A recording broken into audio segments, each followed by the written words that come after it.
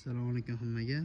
Mana hozir biz Chodakdagi yana basseynga keldik. Bu yerda qilib bergan ishlarimizdan biri bu yerda turbalarni tashlab qo'ygan, lekin ko'rib turganlaringiz skimberda joyini qo'ymay, o'rnatmay oddiy holda ishlatgan bo'lgan bilan biz esa xuddi shunday qilib turib skimberda o'ydik va joyladik va filtratsiyasini esa juda ham chiroyli holatda yapdik.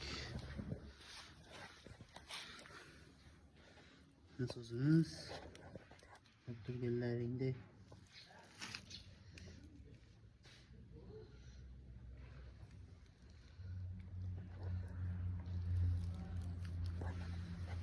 şu halatı yapıyorduk.